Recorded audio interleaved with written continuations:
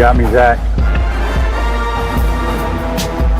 Hey, what is the name of what is the name of the JC show?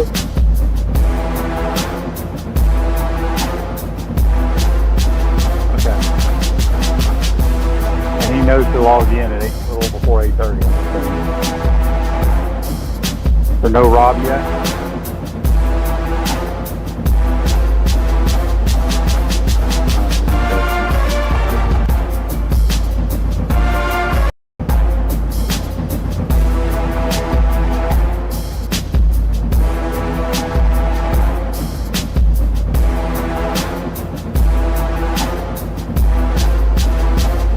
They said they can hear it.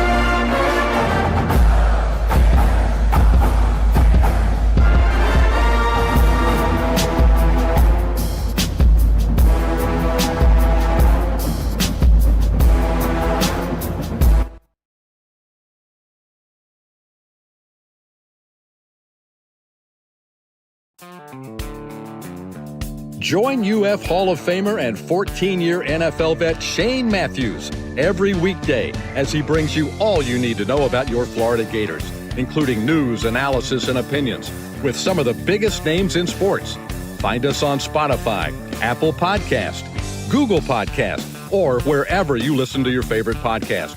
Or watch us live at 8 a.m. on Facebook, YouTube, and Twitter.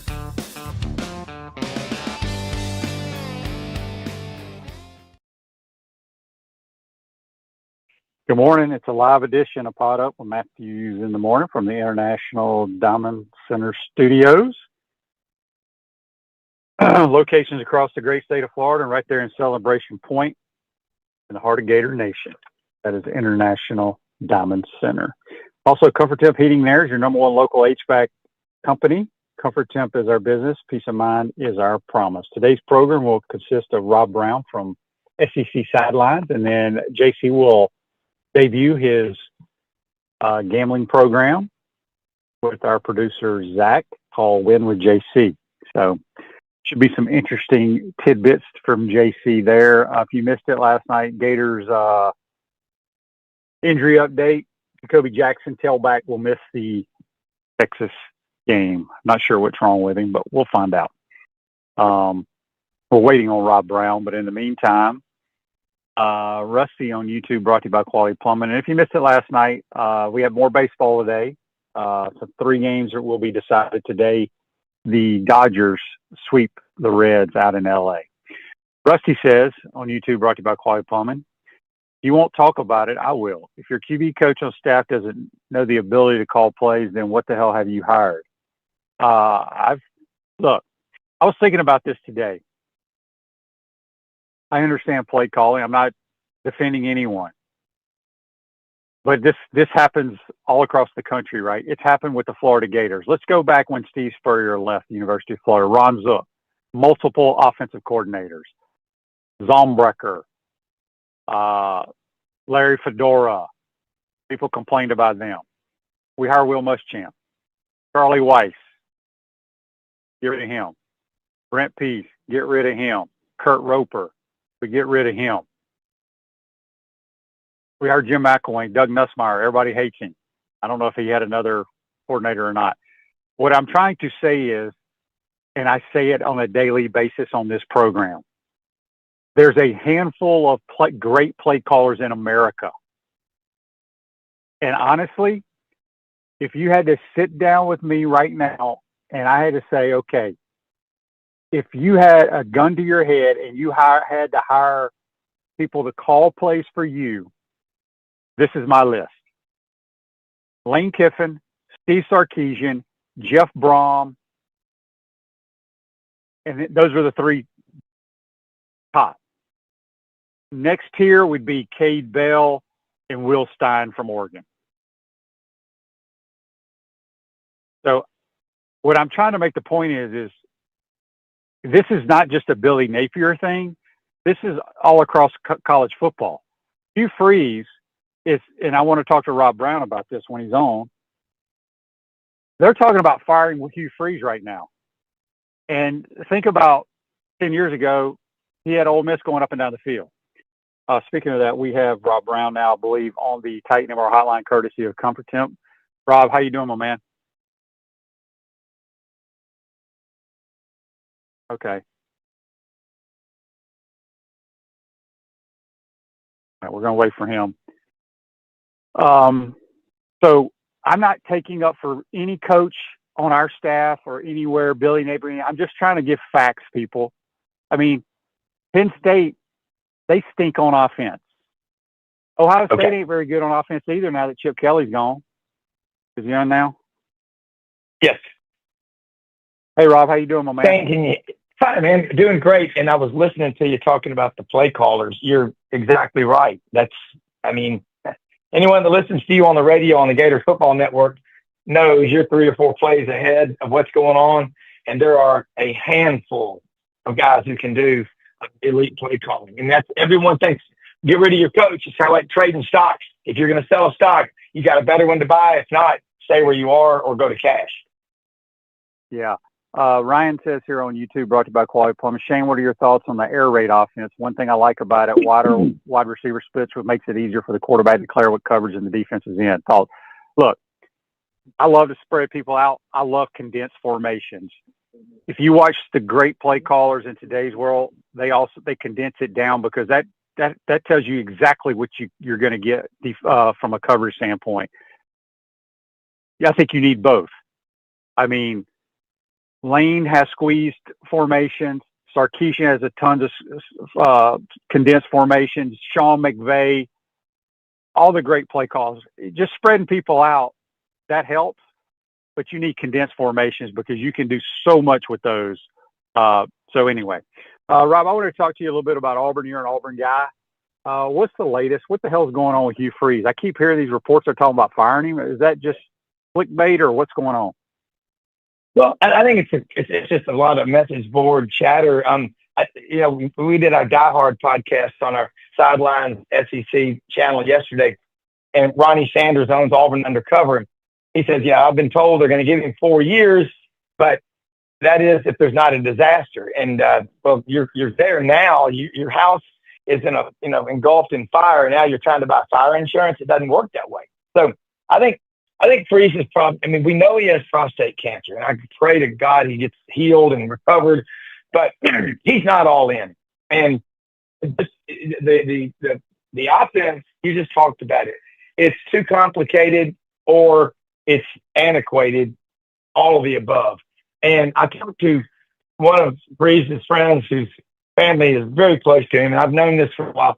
He said, "Rob, what he does just doesn't work anymore. He just needs to go back to a group of 5 school." And I don't know if he's going to do that, but, if you fire a coach, you have to pay their buyout and all the assistants. Then you have to bring in the new guy and all their coaching and their assistants. And then now you got to add a $21.5 million house settlement on top of anything you do. At some point, people are going to get tired of pissing away other people's money. And that's where we are. Mm-hmm. We think the federal government spends money. Colleges, Auburn's got one of the worst records in America of paying coaches not to coach. So, Shane, I'm with you. It's not working. And the common thread since Chief Freeze has been there, I didn't think you could be worse than Peyton Thorne struggling, but Peyton wasn't in the right offense.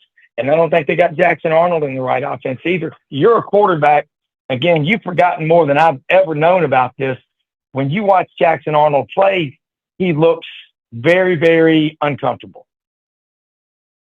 That's very true, and I haven't watched Auburn a lot. I thought they would be better this year offensively, but Yeah.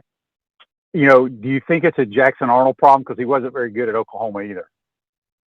Yeah, it's like I was on the show in Auburn Tuesday, and it's like, hey, after 4 games last year, Oklahoma realized, hey, this didn't work, and they brought in the freshman Michael Hawkins, who played, ironically, at Auburn and scored a touchdown 57 yards up the middle first series. Same thing's happened at Auburn, and I think that's where they are. But you look at the common thread. It's Hugh Freeze and Ken Austin and Derek Nix. Well, I saw Ken Austin play from Brentwood Academy in high school with Jimmy Hockaday. They were great, but something's not working. But, Peyton Thorne, he was not in the right offense. They're trying to run an RPO, but they're not running it. Auburn ran the ball, right, if you really are honest, 4 times against A&M. So, I'm with you. This isn't working. So you got to simplify it and try to pull some wins out, because you fire a coach and lose this recruiting class, these last 3, and your roster blows up. You're worse off. You're as bad as you were potentially when Brian Harsin left. Mercifully, he was canned, but it's just not working. And the defense, hey, if I could make the call, I'd say, if Hugh, you can stay as head coach. We're going to go hire an offensive coordinator, and you stay out of the way. I don't know if he wants to do that. Or DJ Durkin slides in to be the head coach. He's done it before, but you can't try to say we're trying to keep this coach to save the roster, because if you do that, kids aren't going to want to come anyway because they're going to look at what you're doing.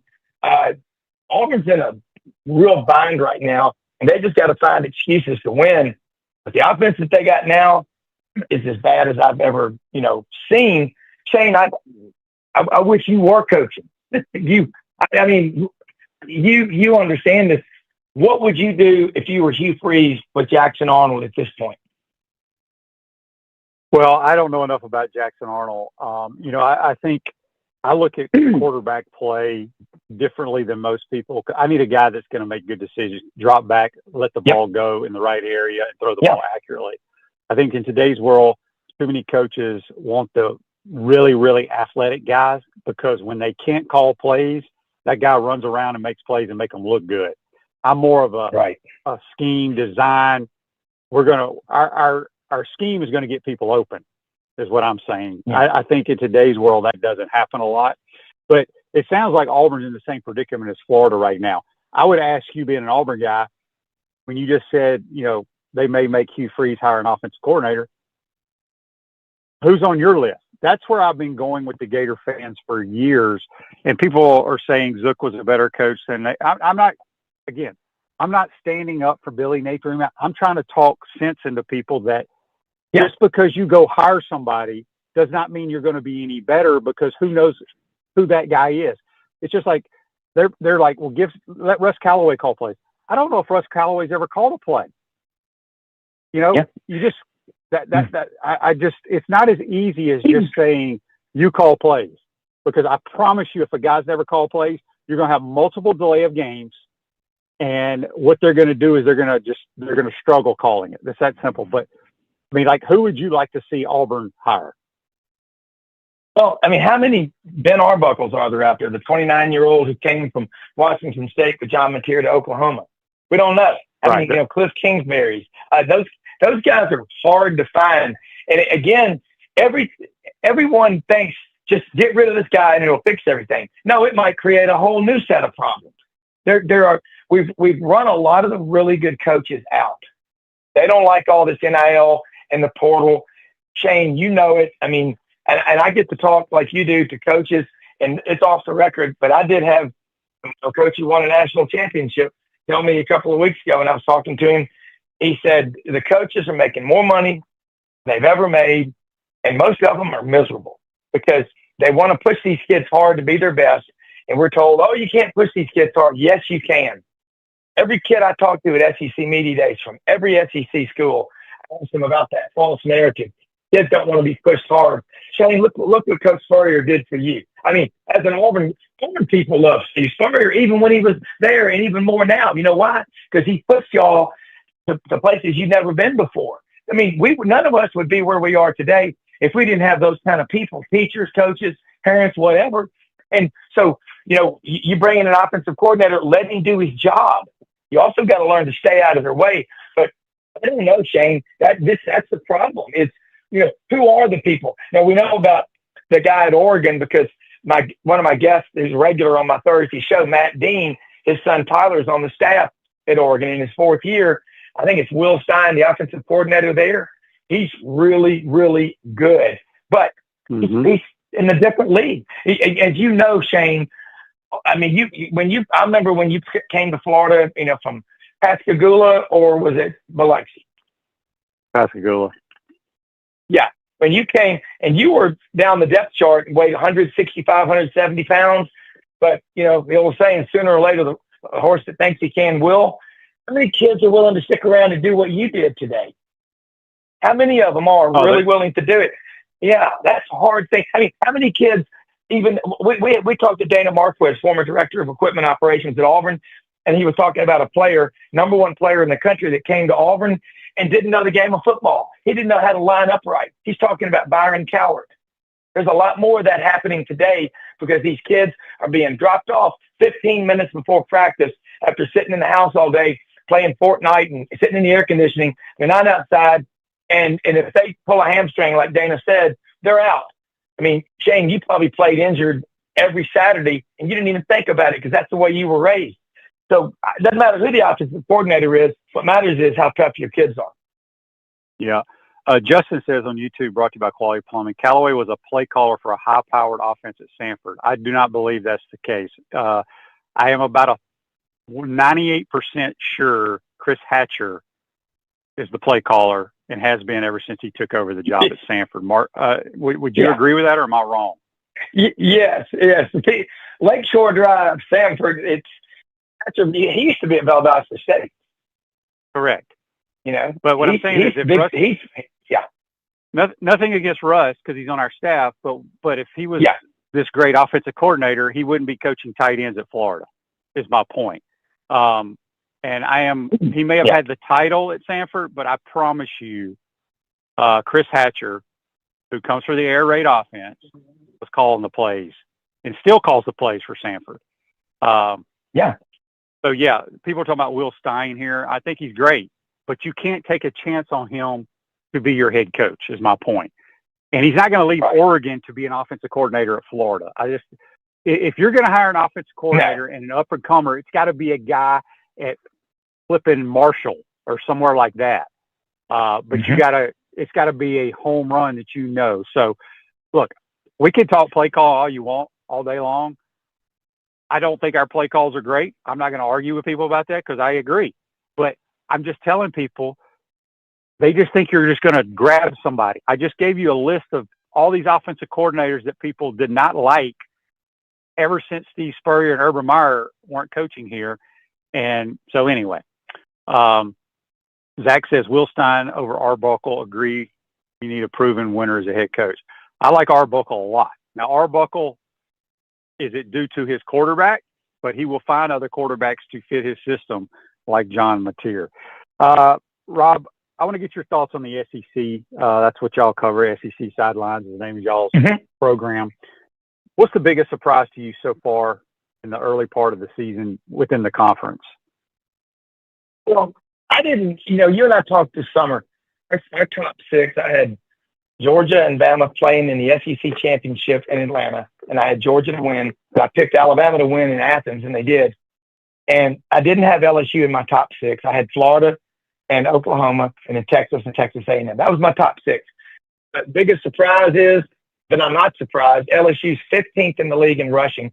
It's the number of teams in the SEC that don't have a go-to running back, or 2 of them. The best 1-2 punch running the ball in the league is Missouri. And, Ahmad Hardy and Roberts, the other tailback. But, Ahmad Hardy came from ULM. It's Georgia. I mean, they're 57th in the nation in offense, 59th in defense. There's not a great team in the SEC. There's just not a dominant team that keeps coaches in other leagues up at night. And the fact that the league has gotten away from its identity, and, even when you played at Well, people don't. I mean, again, I'm not trying to tell you anything you don't know, but I watched. It's the longer Steve Spurrier was at Florida, the better the running game got. And you think about the big three: Ernest Graham, Eric Rhett, and Fred Taylor out of Belgrade, Florida. That you have to be able to run the ball. And Georgia was running the ball well, but Alabama was a little bit better. I think it's the lack of running games, the lack of a great team in the SEC. And I think next year, you better get ready, folks. Buckle up. 9-game schedule. There's going to be a lot of coaches whose jobs just got even tougher than they've ever been. And I think the SEC sort of caved into peer pressure from the Big Ten. And, of course, the ACC did the same thing. So I don't know how many great teams we have. Ole Miss, Missouri, and Vanderbilt are the undefeated teams in the league. So it's kind of flipped upside down. And then you take a look at the quarterback, Shane, and you were 14 years in the NFL. Okay, there are only 64 quarterbacks who play in the NFL, the starter and the backup. Those are the 64 greatest quarterbacks on earth. So you've been in places that 99.9999% of people have never been. But I'm just looking at the top 3 quarterbacks preseason. And I like truth brokers. You are, Steve Spurrier is, Roman Harper is. That's what I call him. All of y'all. When he said, Arch Manning, and I know he loves Archie and all, but he goes, if he was so good, why didn't he beat out Quinn Ewers? And that's what the truth is. If the guy's that good, he's going to be playing. So you got Garrett Nussmeier. You've got Arch Manning. You've got these quarterbacks, Lenora Sellers. He's only rushed for like 38 yards in his first 5 games. He's supposed to be this dual threat. He could be the next Cam Newton. Really? I don't think so. And I think that people in the SEC, what we think is a great football team right now is just survival of the fittest. And you've got about 13 or 14 teams in this league that might make a bowl this year. And we got game day in Tuscaloosa for Vanderbilt and Alabama. Shane, Halloween's not here yet, but it's going to be crazy. It is. The Pouncey twins, Mike and Marquise, invite you to try the mango martinis at Spurrier's Gridiron Grill, handcrafted with their J.F. Hayden liqueurs. Try those flavors or find your favorite at shopjfhaydens.com. A few more minutes for Rob Browne from SEC Sidelines. Andy's question on Facebook Live, brought to you by Mel Law, says, Rob, if Diego Pavia plays lights out and beats Bama Saturday, will he be in the Heisman talk? He's got to be. Jay Hinkle in 1937 for Vanderbilt finished number 7 in the Heisman voting. That's as high as they've ever been. I'm with you. I mean, Diego Pavia might be the best story, in college football, and he will be if they win in Tuscaloosa. I don't see it happening, but yeah, he should be. If they win 8 games at Vanderbilt, he has to have a seat up in New York at the Downtown Athletic Club. Don't you think so, Shane? I mean, he's got to go. Yeah, he's a player, man. He's a competitor. That's what I like the most about him. Chris says on Facebook Live, brought to you by Mel Law, why is no one talking about Brian Hartline? Brian Hartline has called plays. I don't even know if this is his first year to be calling plays. I don't even know if he's calling the plays, quite honestly. I still think Ryan Day is probably calling the plays, but no. No for a head coach, no for an offensive coordinator from me. Then real quick, Justin says, Callaway was OC at Sanford. I assumed he was a play caller. I must have made that assumption based on UAA propaganda when they promoted him instead of hiring a real OC. No, Justin, it's all good. Everybody has titles, right? Rob Sell, our offensive line coach, has the offensive coordinator title. All titles are to get people more money. That's all it is. But like I said, even though a guy says he's the OC, usually if that head coach is a play caller, he's calling the plays. And that's what Chris Hatcher does. Rob, your thoughts on this Florida-Texas game Saturday? I think you got the top 2 states in America for producing high school football players. Florida and Texas, California, they've surpassed California. I think Florida shows up and plays the best game that they have played all year. And, Texas has a really good defense. But their offense, Dave Bartu, College Football Matrix, is a great guest we have on Mondays. Puts together college and pro staffs. He's a numbers guy. And he's right. Steve Sarkisian every year, a couple of times, will just underwhelm the talent that he has. And we've tried to push Arch Manning to the front of the line. You know, living in Memphis, the barbecue capital of the world, there's two things you cannot rush a microwave. That is brisket and ribs. It takes time. Get that smoker 225 in blue. I think Florida plays a hell of a game. And, you know, it just depends. Shane, you're there, but if that locker room just still believes, you know, is Jake Slaughter going to go in there and go, look, guys, you know, and I can't say on the air what he might say, but Jake Slaughter's the Hulk Hogan type of guy to go in there and get those guys to play. And I don't know, that's the issue is if these guys checked out, that's what you have to worry about. But they certainly can beat Texas. And I will not be surprised if they don't win a close game, 21-19 or something like that. And if they get blown out, I'll be shocked. But that'll also tell me something about the team that maybe they've checked out. Because right now you're going into the fifth and sixth game. It's critical. And after 4 games, you know, that kid at Virginia Tech, the quarterback that quit on his team, and they tried to take him off scholarship, but they have to wait till January to do it. That's what we don't need happening in college football. But the atmosphere at the Swamp will be unbelievable. And I'm going to be listening. I'll watch it on TV, but I like to listen to you on the radio. So that's what I'll be doing. Well, we appreciate that. Before we get you out of here, on YouTube, brought to you by Quality Plumbing, somebody was wanting to know, what about Ryan Grubb as a head coach? I think his time will come, but I don't think a school like Florida can take a chance on him. Yeah. I mean, would you? I wouldn't. No. I wouldn't want to be the athletic director to roll that dice. That set of dice. No, I think he does a good job. I think he and Kalen DeBoer have a great working relationship. Obviously, the Alabama offense looks a lot better this year now that he left the Seahawks to come back and work with Kalen. They look a lot better together. Rob, appreciate your time, my man. Let everybody know how they can listen to you on SEC Sidelines. Yeah, we're live Monday through Friday. We're 9 to 10 a.m. Eastern, SEC Sidelines Sports Network, and Brendan Martin's my executive producer, and we got a great crowd. In fact, I got to get you on.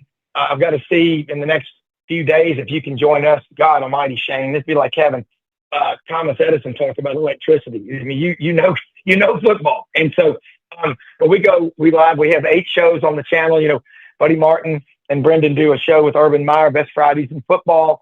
We've got Lauren Meadows. We've Scarbo Knows, Die Hard podcast.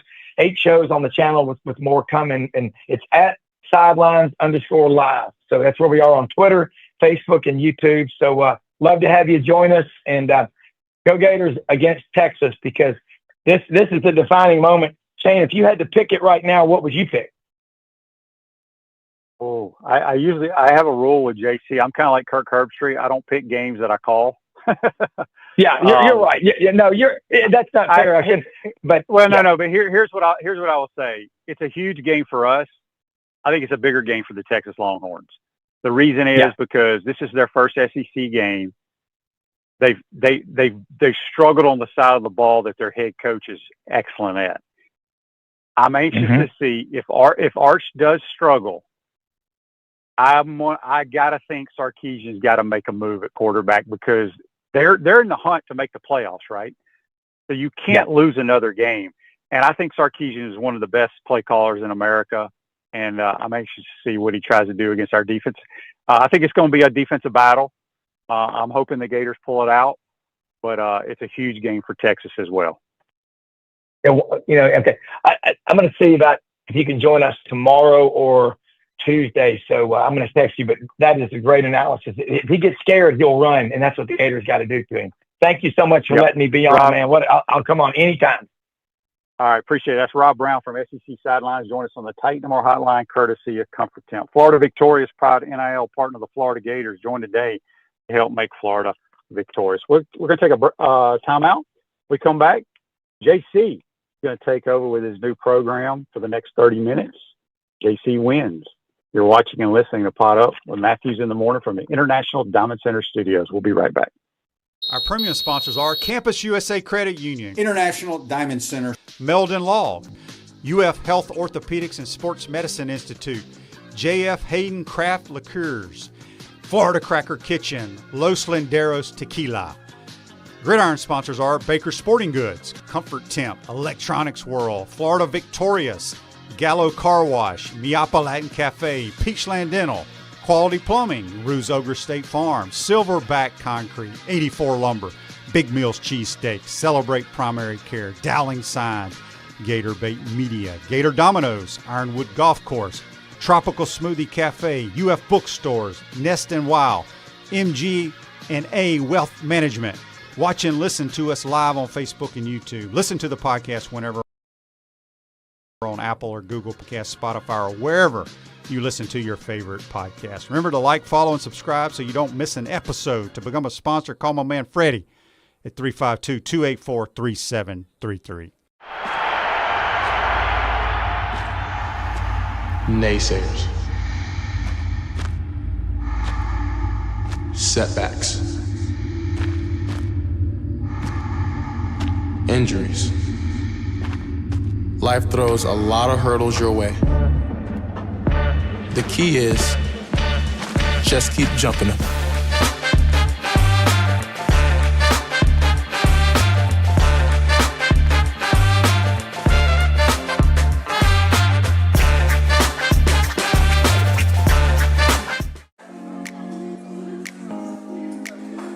Coach, you know, it always impressed me how you beat Florida State to win the 1996 National Championship.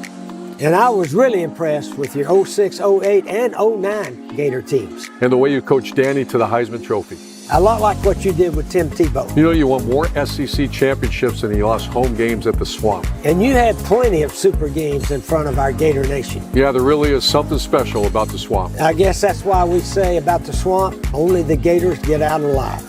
To the Swamp and the Gators, with the best beverage served at Spur's Gridiron Grill, 100% agave Los Linderos Tequila, aged in bourbon barrels for a smoother taste. I think you mean head beer coach, 1966 lager, a crisp, light, bodied lager for easy drinking. Nope.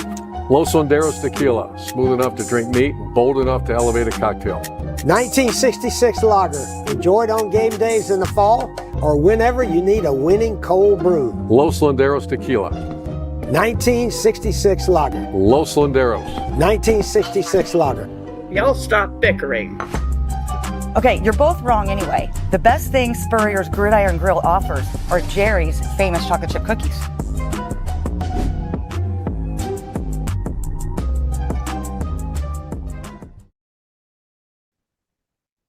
All right, good morning, everybody. Thanks to Shane, and it's good to hear Shane and his guest talk Florida, Texas. This is JC Wins. This is the weekly wager. We're ready to start looking at what's going forward here in the college football, National Football League, and baseball worlds as we go forward to another weekend of great sport betting action. I'm going to hope to have Brian Edwards. He is a professional bettor. He is a Florida Gator graduate. He could be joining us here in the next 25 minutes. Looking forward to having Brian give us some of his thoughts and some of his wisdoms as we go forward. Feel free to go ahead and spout off at Facebook Live. I'll have Zach, my producer, in the back with us as well, bringing in those tallies, and I'll have, of course, the YouTube live, the live chat that we have here. If you'd like to participate in this show and give me some of your plays for the weekend, I'd like to hear what you have to say. I want to know what's going on in your world, and tell us who you like this weekend, and let's make some money. That's the whole gist of this exercise for the next 25 minutes, is to try to find some trends and angles that will allow us to make some money. That's all this is. A lot of times people decide, well, I'm going to take my favorite team. It gives me more action on the game. I feel different when I watch it, but it also can work the opposite way. If you lose money on your favorite team, you may not have that favorite team anymore. So there's a lot to think about when you're doing this, and we're going to try to point out some trends and angles. We're going to start with betting 101. This is something that I just wanted to get out of the way because a lot of folks who do this, and Zach's with me here. Hello, Zach. Yeah, how's it A going? lot of folks, yeah, Professor Corndog here is right on line. I think honestly, I think some folks kind of get confused on simple terms, and maybe I'm talking, to people who already know what this is, but I'd like to just go through it real quick, Zach. So we've got two basic types of bets. Let's talk about money line bets, and I'll give you an example of what a money line bet is. When you look at the board with all these games, it can be on any sport, it can be on any prop bet. We'll get to that in a minute. But a money line bet, Zach. Let's show an example of a money line bet. I think we have Alabama and Vanderbilt. Let's just take that game, for example, of what I'm talking about when it comes to a money line bet. Do you have that, Zach? Yeah, so that'll be Vandy minus 10.5. No, that's Bama, spread. Correct? That would be the spread. Money line bet is without a money spread. line. Yeah. Money line bet is without a spread. Okay, and we'll talk about what a spread is here in a second too. And by the way, we'll go through the baseball as well after last night. That was some tremendous baseball last night. Very dramatic. Great win by the Pinstripers over those hated Boston Red Sox. I had them last night. I also had the over in the Dodgers last night. I lost with the Cubs, but I had Cleveland to extend their series. They won 6-1. So we've got a game 3 between Detroit and Cleveland. We've got a game 3 between San Diego and Chicago. And we've got a game 3 between the Yankees and the Red Sox. Cleveland, Chicago, and New York are all the home teams. We can talk about that as well. You got the money line? If you have, I just remember. Honestly, I got thrown off because I thought we talked about doing Texas at Florida. Okay, that's even better. Yeah. So on the screen you see Texas minus 275 at Florida plus 200. That is a very simple bet on who wins the game. It does not have to do with the spread. Texas minus 275 means that you have to lay or bet $2.75 to win $1. Right. If you say, well, man, that's expensive, because if I bet $100 on this game, or if I want to win $100 on this game, I have to bet $275. If I want to win $200 on this game taking Texas, I have to bet $500 and whatever 275 times 2 is, $550 to win $200. Yeah. Now, if I take Florida, on the other hand, to win the game, no point spread, and I get plus 200, that means I can bet $100 and win 200 for a total payout of $300. Yeah, you that get is 100 back plus the 200, right? Yeah. Yes, you do. So that is basically an underdog, if you will, a 2-to-1 underdog. But for every dollar you bet, you get $2 back. So that's what the money line means. Now, if we go to the spread, Zach, a spread is a different type of bet. And usually what happens in bets like this is that you can bet either side, and you have to lay what is called the juice or the vig, or something that the house keeps for taking the action. So in this case, I can bet either side, and let's say I put $10 on this game, or $100. Let's make math easy. $100. It's easier. Yeah, $100. $100. In this case, if I take Texas, I have to win this game by more than 6.5 points. All the spread means is that you take the score of that team and you subtract the points where it says minus. So if Texas scores 24 points, they've really got 17.5 points, because you're taking 24 minus 6.5 and you get 17.5. If Florida scores 20 points, then you win the bet or you lose the bet with Texas, because Texas has 17.5 and Florida has 20. Even though Texas wins the game, you lose that bet, and that is called not covering if you take the Texas Longhorns, because you didn't win by 6.5 points. If Texas wins the game 30-17, that is a difference of 13 points. Take the 6.5 away from Texas, and you still have 23.5. Florida has 17. You win the bet. On the other side, you can take the Gators. If you take the Gators plus the 6.5, simply add 6.5 points, and the half is tricky because it does count when calculating wins and losses when it comes to sports betting. So if you take the Gators plus 6.5, that simply means you're adding 6.5 points to their total. And if the game ends 30-24 and Florida either wins or loses but is on 24, You add 6.5, and they have 30.5. Texas has 30. You collect the money and win the bet. Does that make sense? Everybody clear on that? Okay. Basically, you got to win by a full touchdown, and if the number were to be 7, and you only won by 7, it'd be called a push, and that means you just get your entry back. That means you get your entry back, and you get back the money that you bet, including the juice that you laid. Those bets are usually a 10% price, so that means typically you have to lay $11 to win 10. Right. If you take either side of that, and the object is that these sports books, these people who take the bet, and legally in the state of Florida, it is the Hard Rock. In other states, you have other options with FanDuel, DraftKings, and so forth. Yeah. But in the state of Florida, it's Hard Rock. And so that basically means that they are trying to get action or as much money as possible on both sides of that bet, because win or lose, they get to keep the 10%. Sound right? Yeah, I fully follow. Yeah, that way the house has to always win one way or another. And that way you can kind of feel better about them not trying to get one over on you, because they're always going to collect their taxes, so they want to keep the thing rolling. That's how you can feel safe about the whole thing and not feel like you're getting screwed, basically. So, yeah. Okay. Well, I'm just glad that here in Florida, we have this ability to bet on sports that's not pari-mutuel wagering with horse racing, dog racing, highlight, things like this. We get to do things that we're a little bit more accustomed to, watching on the television, watching in person, doing things live like that. So I think that's a pretty good wrap-up of some basics, sports betting 101. From here on, we go forward with what we like this weekend, going forward into the big weekends, week 6. Typically, when you do this, you know, a lot of folks just basically, Zach, pick their favorite team. So if you do this, Zach, who do you typically like to bet on, or do you have a system or a way you look at these games that would basically say, you know what, I'm going to get an edge taking it this way or that way? Well, as a South Carolina Gamecock, my God, I do not bet on my favorite team often, if ever. Something I like to look for, though, is I like a good home underdog. Like, if I'm catching, like, 10-plus points as a home underdog, I really like that, because I feel like those teams typically get up. What I don't like, we actually got a few of these in our games to look for. What I don't like is these, like the Georgia spread versus Kentucky. I don't like these where a team on the road is catching 20.5, because I mean, Georgia could very easily dominate that game and still just win by 17. It just feels like it's really hard to gauge that to me.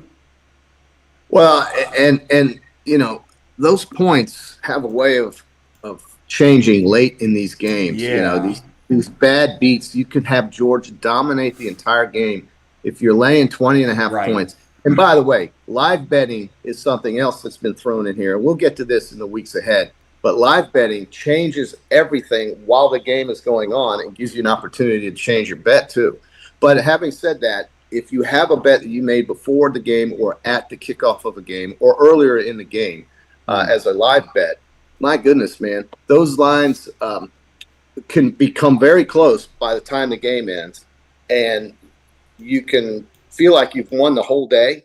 And then at the end, you get backdoored and you lose. Now, Zach, I'm having a hard time looking at this YouTube. For some reason, I'm not able to get. You see anything on the YouTube? Because I don't see anything here. I can't get my phone to work. Actually, viewer Zach, who was actually not me, asked if Zach is the professional bettor. No, I'm definitely not. JC is far more professional than I am. On Facebook, we got a bunch of people giving their takes. Go ahead, and Joseph asked, can the Rams cover the 8.5 against the banged-up 49ers? No Purdy, Pearsall, or Jennings. That's a great question. I actually wrote that down. Thank you for your question, and thank you for watching. The Rams, I have it 7.5 on Hard Rock. That number's gone between 5 and 9. I think 9 is as high as I've seen. And what I think happens is when you get to a number like 9, the books are looking for what is called teaser protection, which means a teaser. And gosh, I don't even want to spend time going through it. We don't have time, but it manipulates the line by 6, and you have to win both, but you have to do more than one bet to get that one bet payoff.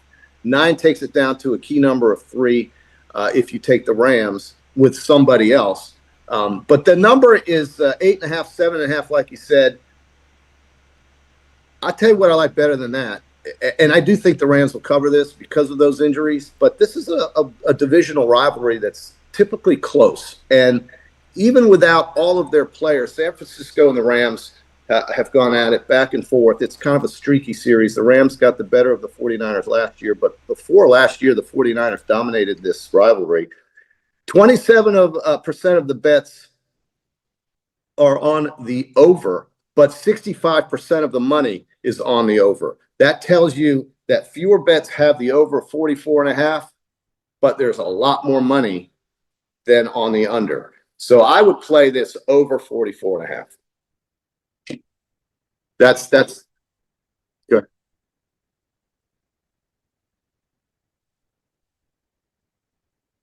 Well, let's bring them on. Let's bring them on, Zach. You've been awesome, brother. Yeah. Brian Edwards. Brian is a professional bettor, and I've asked him to come on and help us. There he is, my man, Brian Edwards. How you doing, Big Brian? Can you hear me? Okay, we got you now, Brian. We got you now. Sorry about that. Good to have you, brother. How you been? I've been good, man. Thanks for having me. How's your season going? You winning, losing? How's it going for you? It's going good, man. I can pull it up real quick. I was killing it the first 3 weeks, but then I had a really bad Saturday, 2 Saturdays ago. I went 2-5. And then the Sunday, I got the miracle cover with the Eagles against the Rams to give me a 3-3. And then last week was a wash, man. I was 3-3 on Saturday and 3-3 on Sunday. So last 2 weeks have not been so good, but I think that has me. I'm not looking at it right. I think it was 17-13 in college after last week, and I want to say like 15-12 in NFL. So a little bit ahead. But last 2 weeks have been, yeah. Well, prior to having you on, Brian, I just went through some basic methodology. This is our pilot episode. We're going to do this every Thursday. Love having you as much as possible, and certainly value your input and what you've done. You're a Florida Gator. Give me a quick background on Brian Edwards for the audience. Okay, so I graduated from Florida in '98 and went to Atlanta. Worked for the Marietta Daily Journal for a couple of years, mostly like covering high school football and basketball. And then March 2000, got hired by Vegas Insider, started handicapping for them in April of 2002, and have been ever since. And my content these days is at Major Wager. I do a podcast for Southeastern 16, which is a YouTube channel, and a bunch of radio spots here and there, and hopefully picking winners. Well, let's do it. Let's get right into it for this weekend, week 6. I've got some trends that I want to go through with you, and I got, of course, we've got the games of the week here in the SEC, and a lot of people looking at this Vanderbilt Alabama game. But I'm going to let you lead off. You start with what you like and some of the things that you're looking at to try to help us make some money this weekend, because that's what this is all about. I love being agnostic when I bet, because if you have favorites, a lot of times, as well as I do, it just makes you more angry if you don't win those bets or those games. So you got to stay somewhat agnostic about it and just look at the trends and angles that maybe give you an advantage to win. What is it that you're looking at this weekend? So you normally will not hear me talking about laying a bunch of points. I normally do not lay big numbers, but I'm going to gladly do it with BYU tomorrow night. I'm okay with it at 19, but there are still some 18.5s out there, and they're obviously a lot better than West Virginia. And obviously on a short week, when you go across the country and into altitude, that makes it even less ideal. And for West Virginia, when your starting quarterback is out and your backup quarterback is also out, and your third string quarterback, Max Brown, who's a familiar name, spent his freshman year at Florida and then was at Charlotte last year, your third string quarterback is questionable. And so you're either going to be going with a third string QB who is not 100% healthy, or a fourth string QB. That's not good. And Rich Rod knew he was taking over pretty much a massive rebuilding job, and then he lost two of his best weapons on offense to season-ending injuries in week 2, including his best running back, Jaheim White, who had 845 rushing yards, 7 touchdowns, 5.7 yards per carry last year. And so West Virginia is not good to begin with, and they are dealing with injuries galore, and they're going west into altitude on a short week, and BYU's pretty good. Bear Bachmeier, the younger brother of Hank, who many Gator fans would remember as a true freshman, led Boise State to an upset win at Florida State in week 1. Bear Bachmeier is playing great ball. He's a true freshman as well. 67.8% completion percentage, 697 passing yards, 6 touchdowns without an interception, and 4 rushing touchdowns. And BYU 5-2 against the spread. Their last 7 as a home favorite. So I'll lay the big number with the Cougars tomorrow night. All right, I have one. Nebraska, Michigan State. Nebraska 3-10-1 against the spread in the last 14 games as a Big Ten favorite. 3-10-1, dude. That's less than 30%. Nebraska's laying 11.5 to Michigan State.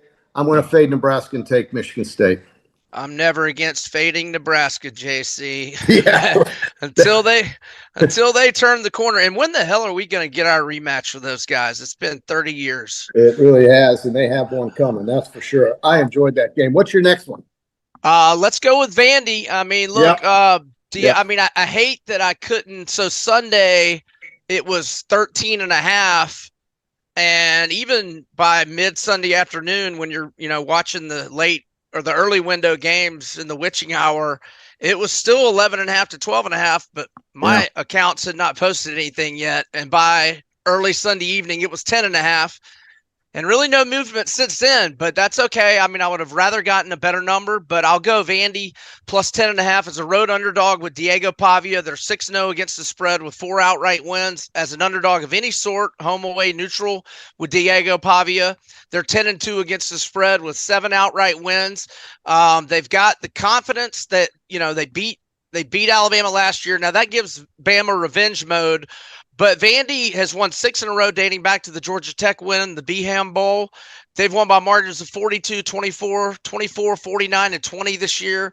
Pavia is playing out of his mind. 1,211 passing yards, 11-3 TDI-INT ratio, 294 rushing yards, 2 touchdowns, 6.1 yards per carry.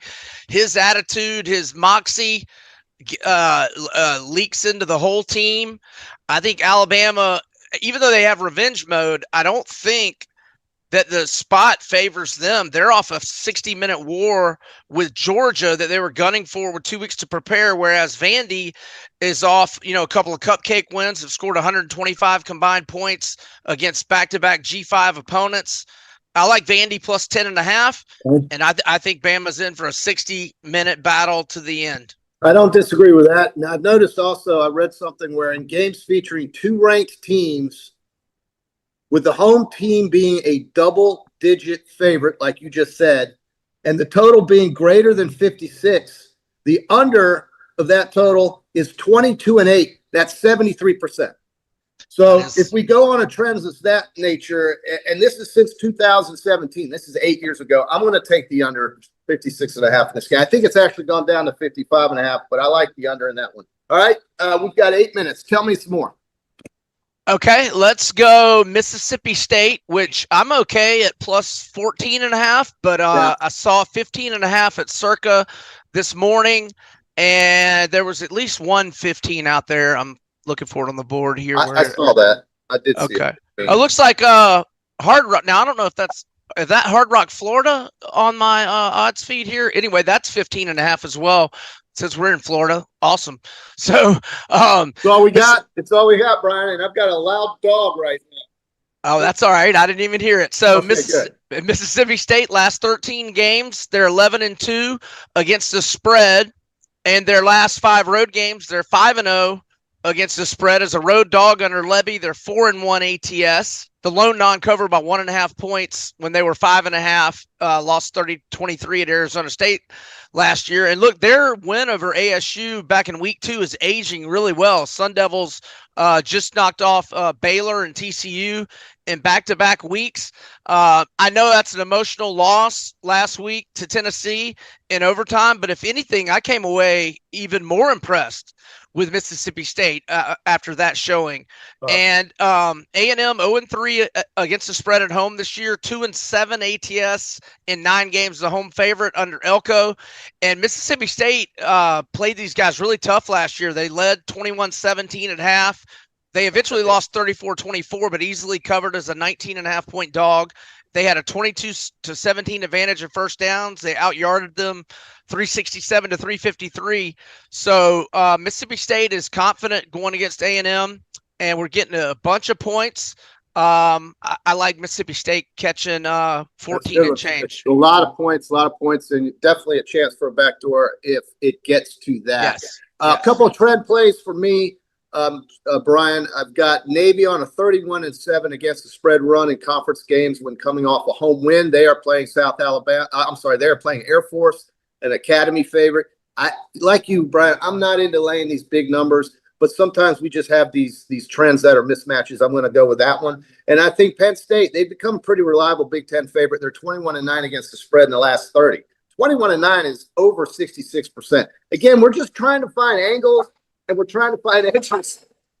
My dog is raising hell with the lawn crew out there. There's 5 of them in the backyard, for goodness sake. Anyway, I love those trends when you have an advantage of over 60% in any type of path event or result, I should say. You have anything on baseball today, real quick, Brian, before we let you go? Because, there's still 3 games to go. We had the Dodgers. You could have gotten the Dodgers, by the way, at a 2-1 price. Plus 200 to win the National League before last night. And I almost pulled the trigger because it felt like it was them against the field on that number. And maybe it wasn't high enough. But, man, I'll take 2-1 against everybody, especially with the Los Angeles Dodgers in the National League. But you got anything on baseball for us? The best career decision I ever made was when Chipper retired. I retired from baseball. I haven't done baseball in however long that's been, 13 years. I need a break from the day-to-day gambling once March Madness ends. What about your best? Do you have a best bet? A lot of folks term this best bet. I mean, they're all good bets, right? But the one that you have the most conviction of, Brian, going into this weekend, college or pro, because all tickets cash the same, as you know. Sure. Yeah. Sure. I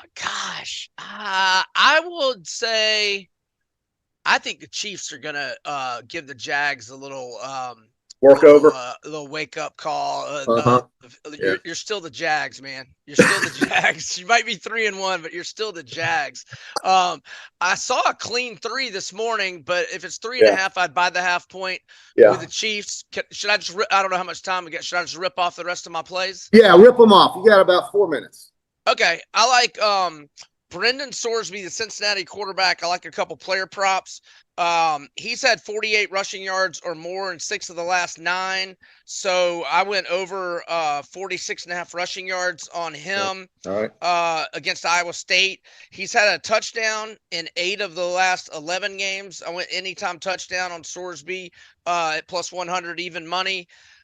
Jackson Dart, I did over 36.5 rushing yards. That was FanDuel. And I did anytime touchdown, which was plus 210 at FanDuel, but that was a little generous. I think it's more like in the plus 160, 175 range at other spots. First drive of the game last week, he had 28 rushing yards and a touchdown. I forget how many yards he ended up with last week. I think it was 60. Yeah. Smaller plays in college. I'm going to go with not a whole lot of confidence. I'm going to go Florida plus 7. Got to have 7, though. If it's 6.5, I'd buy the hook to 7. Absolutely. Napier, I don't know. 6-4 against the spread with 5 outright wins as a home dog. I'm hoping Dallas Wilson will be healthy and get targets and be the instant impact that we thought he would be. And maybe that'll be the spark UF is missing. I think the defense is playing great. The crowd, if they're in it, they got to have something good happen offensively early. And it's not like Texas has been world beaters so far. An Arch, second career road start. The first one didn't go well. And then NFL, I know the Vikings are super banged up, but I love going against rookie quarterbacks making their first career start. So I'll lay 3.5, maybe by the half point to 3 if you can get it minus 30 or cheaper. And then if you can get the Eagles at 3, they're down to 3.5. I got to have 3, though. I'm okay with laying 3.5 on Chiefs and Vikings, not on Eagles. I got to have 3, and it's not there yet. And another home dog, Cal, +3 against Duke. I love this rookie freshman QB. I can't pronounce his name, but as a home dog under Wilcox, 14-5 against the spread, and overall as a dog under Wilcox, the Golden Bears 35-19 ATS. I was also thinking too on that Florida game. I love that play, by the way, on Cal. It's a long trip for Duke. Yeah. On that Florida game, I think we have a great opportunity for a possible live bet if Texas comes out, scores a touchdown. Now all of a sudden your numbers go from 6.5 to maybe 9 or 10. And so that's also an opportunity if you want to get that home dog and play that Billy Napier trend. Brian, we just still do not have enough time. We're going to make sure we're going to make sure we have more time next week. We're going to do this every Thursday. You are outstanding. I really wish you luck and good luck with your bets this weekend, my man. Thank you so much. Thanks, JC. Have a good one, brother. You bet. You are watching Wins with JC, the weekly wager. We are going to bet them silly and hope that the Gators can pull this one out. Brian Edwards, thank you so much. Zach, thank you for your contribution. We appreciate all of those who support Shane's PodUp with Matthews in the morning. I'll be on again tomorrow morning at 8 o'clock, with Shane Matthews. We'll talk more about what's happening this weekend. And thank you for being with us here on Win with JC.